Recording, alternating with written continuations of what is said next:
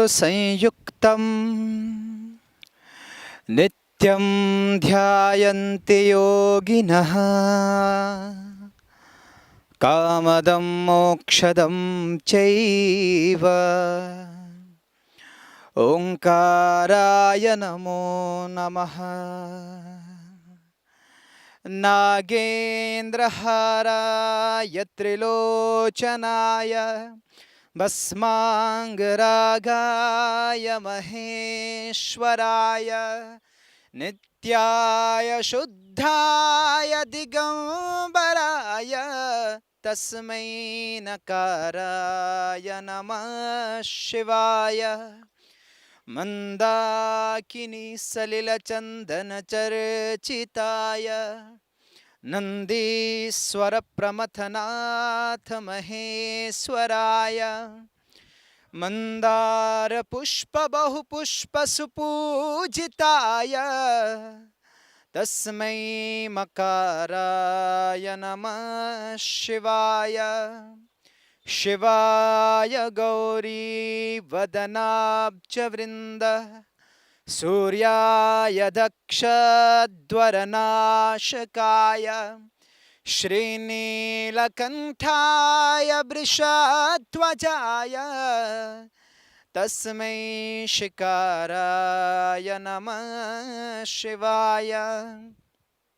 वशिष्ठकुम्भोद्भवगौतमार्य मुनीन्द्रदेवार्चितशेखराय चन्द्रार्कवैश्वानरलोचनाय तस्मै वकाराय नमः शिवाय।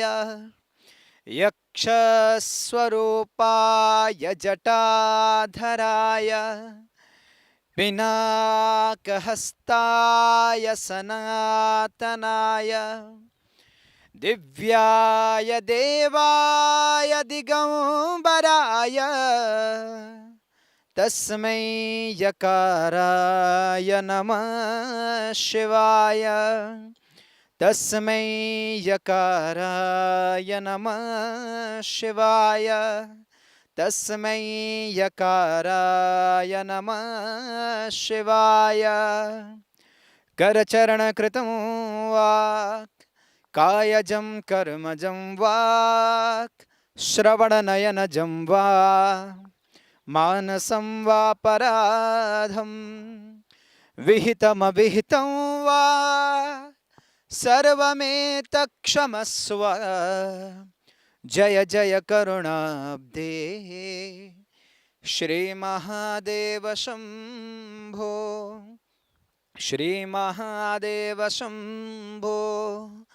श्री महादेव शंभो। नमामि शमीशान निर्वाण रूपम् विभुं व्यापकं ब्रह्मवेदस्वरूपं निजं निर्गुणं निर्विकल्पं निरेहं चिदाकाशमाकाशवासं भजेऽहं। निराकारमोकारमूलं तुरीयम् गिराज्ञानगोतीतमीशं गिरीशं करालं महाकालकालं कृपालं गुणागार संसारपारं नतोऽहम्। तुषाराद्रिशङ्काशगौरं गम्भीरं मनोभूतकोटि प्रभाश्री शरीरं स्फुरन्मौलिकल्लोलिनी चारुगंगा लसद्भालबालेन्दुकण्ठे भुजंगा चलत्कुण्डलं भ्रूसुनेत्रं विशालं प्रसन्नाननं नीलकण्ठं दयालं मृगाधीशचर्माम्बरं मुण्डमालं प्रियं शङ्करं सर्वनाथं भजामि प्रचण्डं प्रकृष्टं प्रगल्भं परेशम् अखण्डम् अजं भानुकोटिप्रकाशं त्रयः शूलनिर्मूलनं शूलपाणिं भजेऽहं भवानीं पतिं भावगम्यम् कलातीतकल्याणकल्पान्तकारी सदा सज्जनानन्ददाता पुरारी चिदानन्दसन्दोहमोहापहारी प्रसीद प्रभो वन्मदि न जानामि योगं जपं नैव पूजां न तोऽहं सदा सर्वदा शम्भुतुभ्यं जराजन्मदुःखो घतातप्यमानं प्रभो पाहि आपन्नमामीश शम्भो प्रभो पाहि आपन्नमामीश Shambho.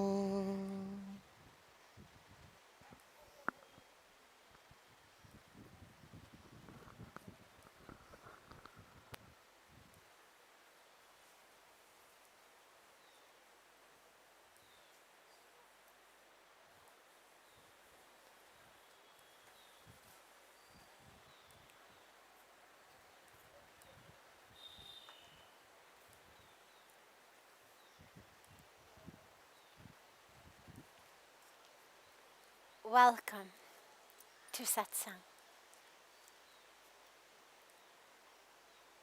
At this beautiful time, and especially on the eve of Guru Purnima, the eve of the full moon dedicated to the Guru. It's such a sacred and a beautiful time. Tomorrow we will be having a live, online, virtual Guru Purnima tomorrow morning. So we invite you to join us. That'll be at 10 a.m. tomorrow morning, India time. So 9:30 at night in California, 12:30 in the night in New York. So a late night. And of course, if you don't join live, you can always watch it later. But it'll be a very special, very sacred time of coming together. And of course, with social distancing and all of the rules and regulations of COVID, we won't be able to be together with the devotees in person. But it'll give us the opportunity to remember how deeply connected we are and how one we are in spirit. So join us tomorrow morning as well for the beautiful online Guru Purnima sacred time.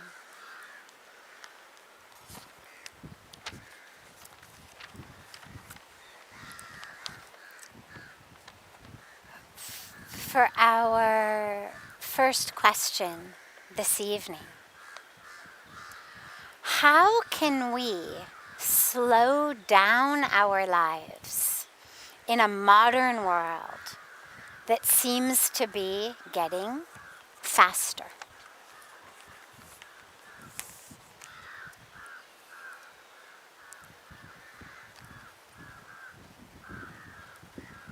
It's important to realize that the key, the core, when we speak about slowing down, is it's not so much a literal move your feet more slowly or move your arms more slowly. It's not so much that. It's not about writing slower or typing slower or walking slower or cooking slower. It's not about that. It's not about take what you do and figure out how to do it slower. It's not about, oh, well, if it normally takes you half an hour to cook dinner, you should figure out how to make sure it takes you an hour to cook dinner. That's not the principle behind slowing down. The principle of slowing down has to do actually much more with spaciousness than with speed. Because, of course, efficiency is a fantastic virtue. Not wasting time is a fantastic virtue. So if you can cook dinner in 30 minutes and make a wonderful, nourishing dinner, and then have 30 minutes to do something else, there's no inherent virtue in figuring out how to make cooking dinner take longer. But there is an inherent value and virtue in this principle of slowing down. But we have to realize that what it means is create spaciousness. It's the opposite of the concept of running around like a chicken with its head cut off, right? When we talk about the speed at which things are going, there implies also a directionlessness. If you're moving very efficiently, very effective, very well, toward a very clear target, there's nothing wrong with that, assuming that the target is where you want to go. There's no value in saying, hey, wait, if you can get your, if you can get your master's degree in 2 years, really it would be better if you took 5 years to do it. It's not about that. If you can be efficient and effective and focused, fantastic, that is the goal. Slowing down means make sure there is spaciousness with the effectiveness. That it's not that we are going and going and going and spinning and spinning and spinning and literally spinning ourselves dizzy. And that's what's happening a lot in this world when we speak about the speed that the world is going. There's that sense of and no direction. And this is one of my favorite quotes actually by Mahatma Gandhi, who said, what is the point of that fast speed that has no direction? And yeah, today there is an incredible emphasis on speed, speed, speed, faster, faster, faster. Our computers should be faster, our internet should be faster, our phones should be faster, our cars should be faster. But we don't know where we're going. It's like if you went to buy a car and the car salesperson said, this is the best car in the world. 0 to 150 kilometers an hour in 3 seconds flat. You'd say, wow, what a sports car. But then if the car salesman told you that, by the way, this car had no steering wheel, would you still buy it? No one would. Because we understand, with our cars at least, that no matter how fast it can go, if I have no control over where it goes, that speed is useless, and worse than useless, the speed is actually detrimental and could be lethal. So slowing down our lives means, do you know where you're going? Are you able, as you move along the path of your life,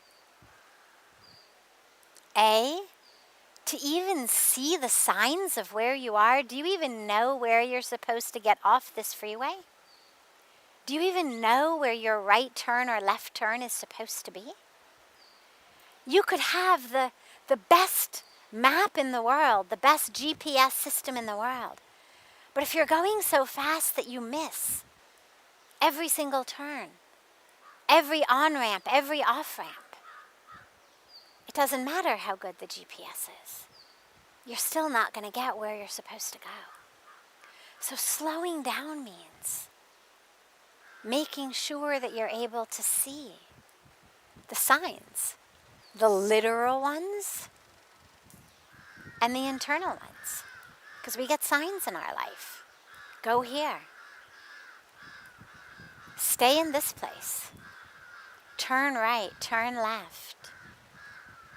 Do this. But if we're going so fast, we miss the signs. And that's when we miss so much of our life's purpose. We get caught up. We get caught up in what the culture says, which is, have you made your first million yet? Are your kids in private school?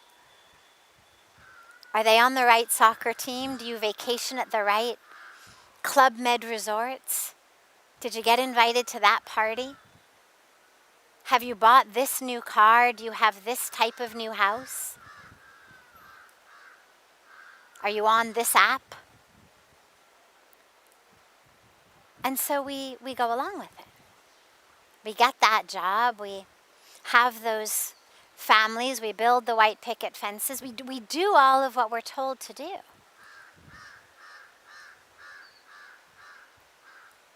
But along the way, a lot of us miss where we're going. So slowing down means make sure there's space. Space between the rapid thoughts for you to experience awareness, consciousness, your breath. Space to be able to hear the signs, to see the signs, to understand the signs. Space to be able to enjoy the journey. It's a bit trite, but it's really true. Are you smelling the flowers? You could be on the most perfect pathway, going to the most perfect place. But if you miss the divinity of the journey in thinking that it's actually about the destination, you've missed it. So the way to slow down is simply to create space. And it doesn't mean be less efficient. It doesn't mean be less effective. It doesn't mean take an hour to do what you can do in half an hour, or 5 years to do what you can do in 2 years. It means in every moment, in every minute, make sure there's space. Make sure there's space between the thoughts. Space to see the signs. Space to smell the roses. Space to know who the one is who's walking the path. We walk to get someplace. And very few of us have any idea what it feels like to walk. We arrive and we have no recollection of getting ourselves there.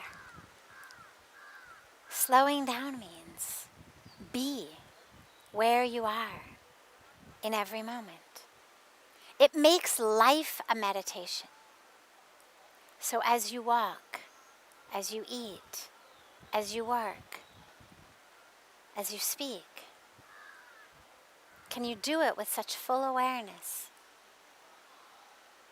and spaciousness that you're still just as efficient and effective?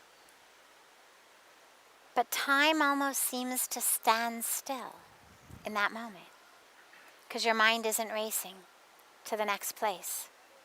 You're actually there in every moment. It's the be here now of life. So it feels slower.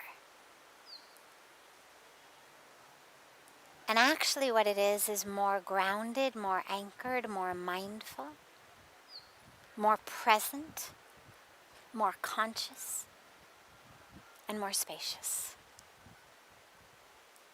And that you can do anywhere.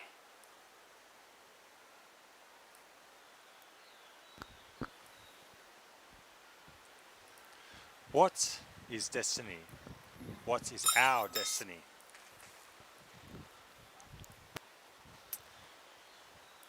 Destiny. When we speak about destiny, or as we say, kismet or bhagya, a lot of us tend to defer, as though somehow it were written in our genes like our eye color. Okay, in this particular incarnation, I've got brown eyes. Nothing you can do to change it. I mean, you could buy contacts, but that just hides it. Nothing you can actually do to change the color of your eyes. It's what I came into the world with. It's my whole genetic, karmic package. A lot of us tend to think of destiny in the same way. I can't tell you how many times I hear people say things like, oh, mera bhagya mein nahi hai. It's not in my destiny. Not in my kismet. Not in what I will be getting.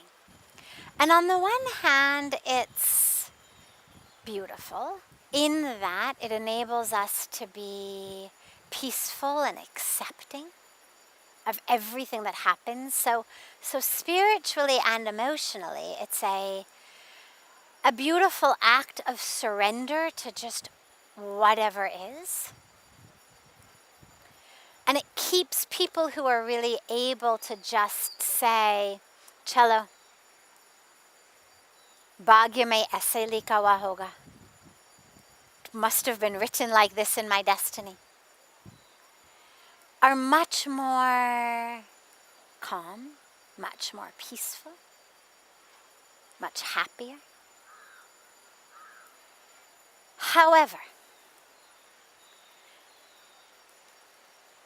that particular approach also can lead not just to the very beautiful and desirable calmness, peace, acceptance, which we all should strive for, but it also can lead to apathy, indifference, laziness, lethargy, and a sense of resignation, where resignation is really not required at all. Because our destiny is being written every day. There's 3 different types of karma. We have our long-term karma, meaning, and I won't go into all of the different philosophical nuances of this, or it's a whole class in and of itself, a whole long lecture in and of itself, but karma literally means an action. We use the word karma to speak frequently about the fruits of the karma. So we say, oh, I've got bad karma. But actually, karma just means action. And the fruits are the repercussions, the consequences of the action. So we have our long-term karma, meaning at some point in a past life, I engaged in a certain action. or a certain set of actions. But the fruit is a very long time in maturing. It's a long gestation period, you could say. Some of that is bearing fruit in this life. There's absolutely pieces of this life that we're getting that are the blossoming fruit of seeds that I planted in past lives. But that's only a few. That's only one piece of where I am today. The other pieces are my short-term karma, things that I've done in this lifetime, and my immediate karma, like what I did 5 minutes ago. So if I went out on the street and I ate lots and lots and lots of pani puris, and half an hour later I had a really bad stomach, and I wake up at 2 o'clock in the morning and I'm vomiting and I've got diarrhea. Well, sure, it might bring me some peace in the moment to just say, Chalo mera bhagya mein aise likha hua hai. Yes, it must just be written in my destiny that I'm going to be awake vomiting at 2 in the morning. But the problem with that is it doesn't make me recognize the impact of the meal that I had earlier in the evening that I knew I shouldn't have eaten. And that really I would be much better off not eating in the future. If I am rude and obnoxious with people, if I treat them badly, and then people don't like me, and so I find myself lonely, again I could say, Chalo mera bhagya mein aise likha hua hai. And it's good emotionally to be able to just accept it. But it would also be really effective to be able to look and to say, how I'm acting? How is my own karma in every moment contributing to the relationships or lack of relationships that I have? And these are oversimplified examples, of course, but those are the 3 different types of karma that we have. So in every moment, we are experiencing the fruit of all 3 of those. So for example, with me right here, right now, I've got past life karma that made me take birth this lifetime 49 years ago in America, in the womb of an American woman. That means today, my body is an American body. That which I have genetically is American. I've been doing yoga asanas for more than 30 years. But if I sit like this for an hour without changing the cross of my legs, my hips will hurt, my knees will hurt, my legs will fall asleep, it'll start to burn. And I've sat next to Indian women who sit like this for 6 straight hours in a kata. Genetically. Different hips. And we know that. So pieces of it are past life karma. Nothing I can do to change the physical structure of my body. That I was born into this life in an American physical body, not an Indian, not an Asian one. Then I've got my medium-term karma.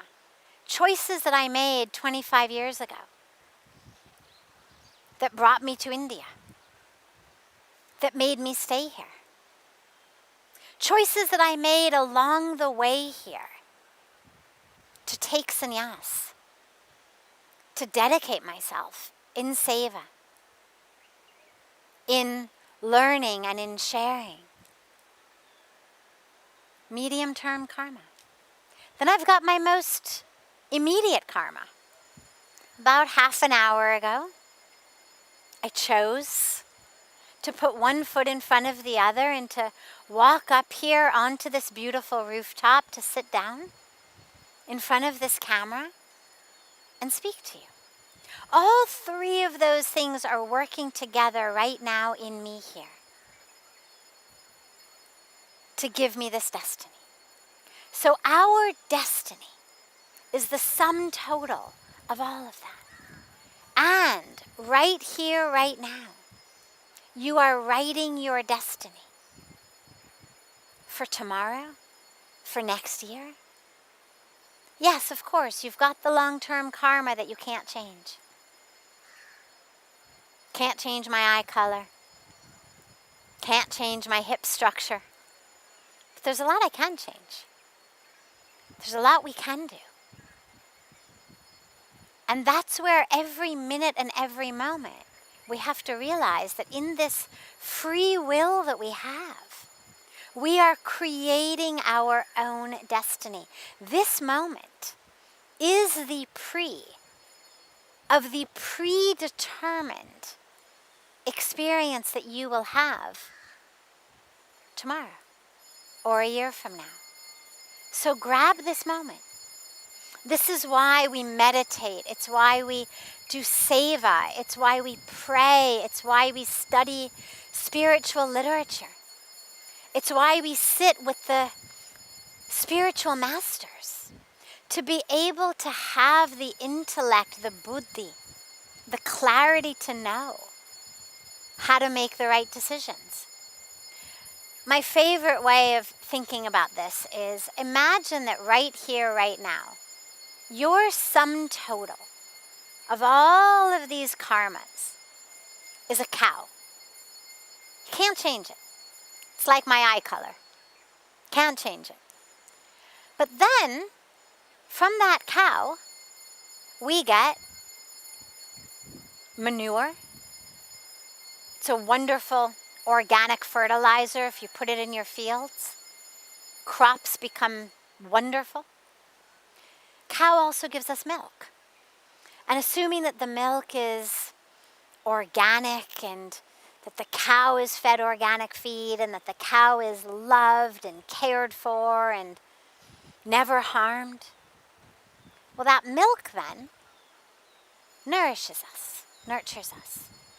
But if you take that milk and you spill it in the field and you eat the manure, you're going to get sick and your crops will die.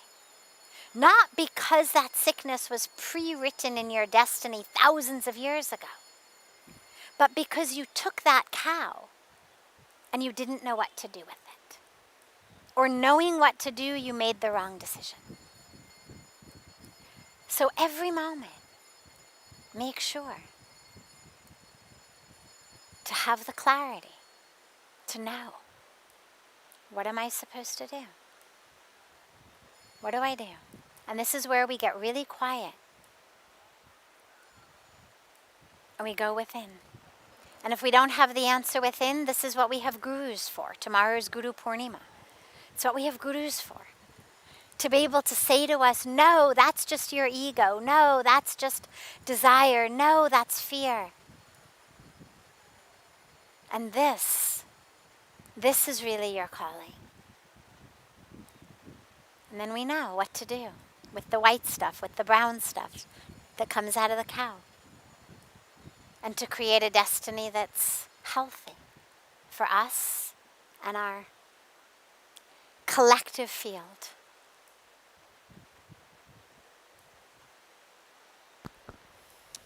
The world seems to be full of crises that are out of our control.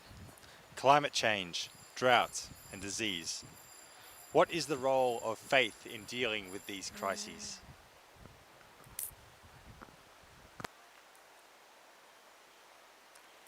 So the role of faith is essential, but not because of the reason you may think.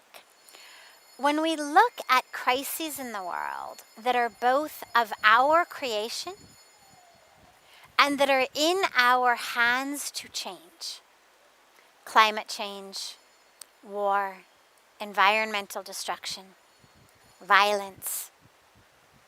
We have created these. We are the problem, and we are the solution. Climate change and environmental destruction, they didn't fall out of the sky.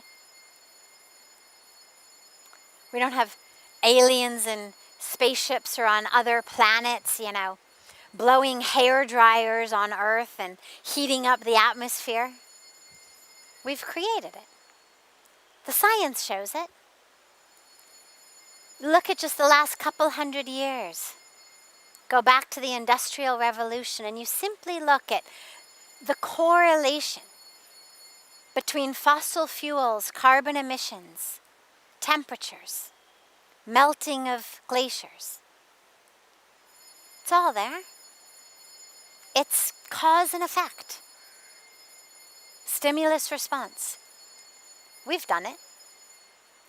So the role of faith here is not about, oh God, I've really made a mess of things. I'm going to keep making a mess of things, but if you could please come in and clean up my mess while I keep making it, that would be great. That's not the role of faith.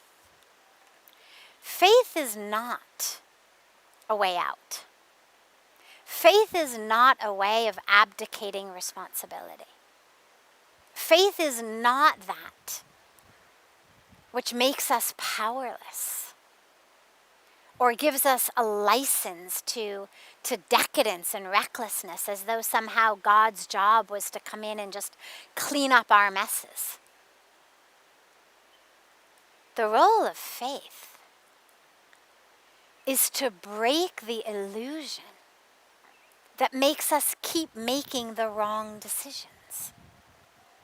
The role of faith is that which makes us understand I am one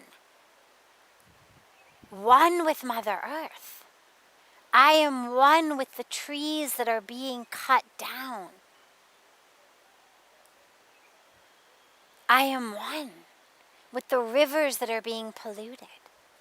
I am one with the children who are dying due to air pollution, water pollution. I am one with future generations. I am one with the hundreds of millions of people who will become refugees due to climate change and lack of water in the next 10 to 20 years. They're not separate from me. The Amazon rainforest, which produces about 20% of the oxygen of planet Earth, that takes in about 20% of the carbon emissions, and that stores and provides about 20% of the water. I am one with those trees that are being cut down at the rate of an acre a second. An acre a second. Just to graze cattle, to become hamburgers.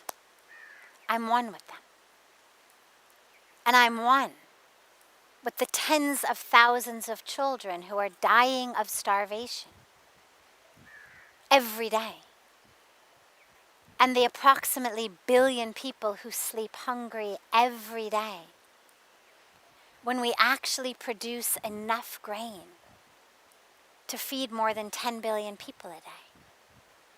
But because we cycle our grain through animal agriculture, through the meat industry, through the cows and the pigs and the chickens who become our hamburgers and hot dogs and chicken McNuggets, these people suffer. I'm one with them. That's what faith teaches me. Faith shows me the world is a family. That same divine I experience in my heart when I pray, when I meditate, when I chant, that same divine lives in those children. That same divine lives in the trees of the Amazon. The same divine lives in our sacred Mother Ganga and all the water bodies of this world that we pollute. That's what my faith teaches me. And my faith teaches me that who I am is whole and complete and perfect and enough and divine. And so I don't need to gobble up the world and consume the world and buy more, have more, achieve more, attain more, obtain more in order to feel enough. Because so much of that which we, those with the luxury to choose, so much of that which we wreak upon Mother Earth and upon those with whom we share this sacred planet, we do it in the ignorance of feeling like we lack. I grab and I grasp because I don't feel like I am enough. Whether I'm grabbing land, whether I'm grabbing possessions, whether I'm grabbing the physical bodies of other people to harm or rape or kill them, whether I'm grabbing through guns and missiles and bombs to grab land, or whether I'm grabbing through using my credit card to buy way more than I need in department stores because shopping makes me feel better. Or I'm buying more and more food to eat, to fill my inner emptiness, to numb my boredom, my frustration, my sadness, my pain. My faith teaches me I am enough, I am whole, I am one with God, I'm divine. I can tread lightly on Mother Earth. I can give more than I consume. My cup already runneth over. That is the role of faith. It keeps us from needing to steal other people's countries, their land, their lives, their wives, their property, their freedom, their rights, their dignity, just because we can. And just because it makes me feel more powerful, more macho, more numb, more distracted. Faith keeps me grounded and anchored and full. So it's good for you and it's good for the planet. Consider your spiritual practice not only a gift to yourself, but a gift to everyone around you and a gift to Mother Earth.